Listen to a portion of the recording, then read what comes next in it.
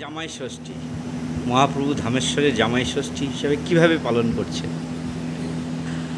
দেখুন, আজকে হচ্ছে জামাই ষষ্ঠী, আমাদের একটা বিশেষ তিথি বাঙালিদের রীতি অনুযায়ী।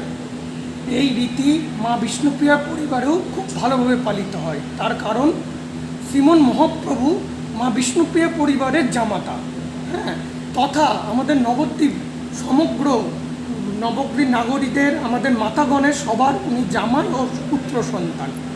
আর যেহেতু আমরা ষষ্ঠীর দিন কি দেখি, আমাদের মাতাগণ আমাদের ষাট দেন, সকাল থেকে তারা গঙ্গা স্নান করেন, ষষ্ঠী পুজো করেন, তারপর ষাট দেন। ঠিক এইভাবেও এই শ্রীমন মহাপ্রভু ধামেশ্বর মহাপ্রভুর যে সেবায়িত পরিবারের মাতাগণ, তারা আজকে সকালবেলায় হলুদের বাটা নিয়ে এসে মহাপ্রভুর সামনে রেখে তারা মহাপ্রভুকে ষাট দেন, পাখার বাতাস দেন। আপনার কিছুক্ষণ আগে লক্ষ্য করলেন আমার যে দাদা, তিনি সেবা করছিলেন, শ্রী শ্রী প্রপাদ রূপ গোস্বামী, উনি মহাপ্রভুকে ষাট দিলেন। তথা মহাপ্রভুকে দেখুন, আপনারা এখনও রয়েছেন সিংহাসনের সামনে, সমস্ত মৌসুমি ফল উনি তা নিবেদন করেছেন মহাপ্রভুকে।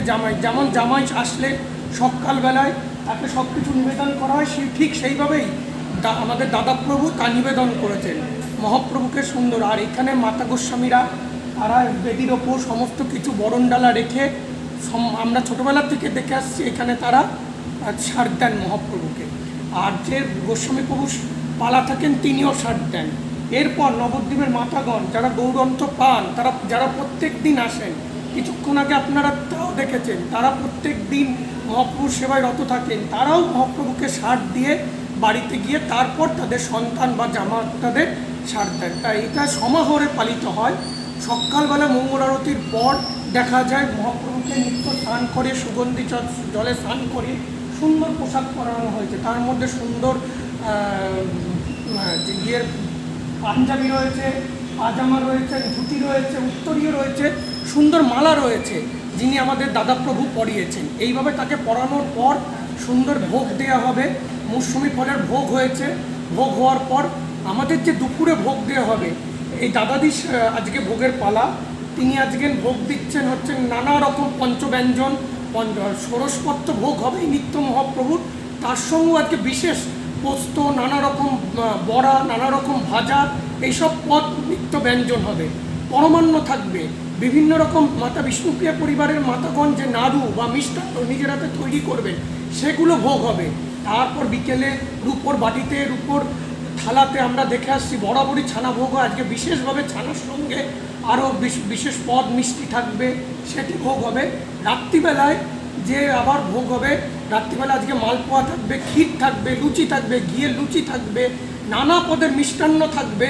যেমন জামাইকে আদর করা হয় তেমনি আদায় করা হয়। প্রতি বছরই হয়? প্রত্যেক বছর। আমি তো ছোটোবেলা থেকে দেখে আসছি, এমনকি সমস্ত এখানকার গোস্বামীগণ, দাদাপ্রভু, এদের মুখে শুনেছি, এদের পূর্বপুরুষ অনুযায়ী এটি চলে আসছে। যেমন আমরা জামাতাকে আদর যত্ন করি, এই বংশের জামাতা যেহেতু শ্রীমন পরমেশ্বর মহাপ্রভু, পরমেশ্বর ভগবান, তাকেও জামাই রূপে এইভাবে সুন্দরভাবে সাজিয়ে গুছিয়ে তাকে পাখার সার দিয়ে আজকে সারাদিন সুন্দরভাবে সেবা হয়। প্রত্যেক দিনই এখানে আমরা দাদাপ্রভুরা বা আমরা নবদ্বীপবাসীরা এখানে চৈতন্য মহাপ্রভুর সেবা পুজোয় ব্রতী থাকি। কিন্তু আজকে বিশেষভাবে আজকে আমরা জামাই রূপে মহাপ্রভুকে সেবা পুজো করা হয়। এখানে গোস্বামীগণরা তাই করে, সঙ্গে নবদ্বীপবাসীরাও যোগ হয়। মহা আনন্দে সমাহিতভাবে এটি পালিত হয়। আপনার নাম? আমার নাম কৌশিক চক্রবর্তী। আপনি কি হন মহাপ্রভু বাড়ি? আমি মহাপ্রভু এখানে আসি, এখানে আমার চেনা পড়েছে, দাদারা খুব স্নেহ করেন, ভালোবাসেন। হ্যাঁ, আমার মামার বাড়ির সঙ্গে মহাপ্রভু বাড়ির একটা আত্মীয়তা আছে। ভাজা, 5 রকম ভাজা, তারপরে ডাল, যেরকম শুক্তোর নানান রকম রান্না করা হয়। এখানে আজকের দিনে তো একটু আলাদা হয়। একটু আলাদা বলতে নানান ধরনের কাঁঠাল, দই, মিষ্টি, আম, তারপরে ফলাদি, তারপর এটা কি নবদ্বীপের লাল দই? নবদ্বীপের লাল দই, সাদা দই, আম, নানান রকম যত ফলাদি আছে। ষষ্ঠীতে যেরকম বাহারি ব্যঞ্জন নানান রকম করা হয়, তা আমরাও মহাপ্রভুকে সেই হিসাবে করি। এটা আজকের জন্য স্পেশাল, জামাই ষষ্ঠীর আজকের জন্য জন্য আলাদা? একদম স্পেশাল।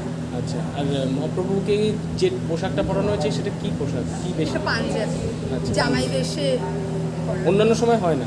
না, অন্যান্য আজকের দিনটা আলাদা জামাই ঐতিহ্য। ষষ্ঠীর দিনে। অন্যান্য সময় তো সাজানো গৌরকে সবসময়ই হয় মহাপ্রভু, কিন্তু আজকের ঐতিহ্যটা একটু আলাদা।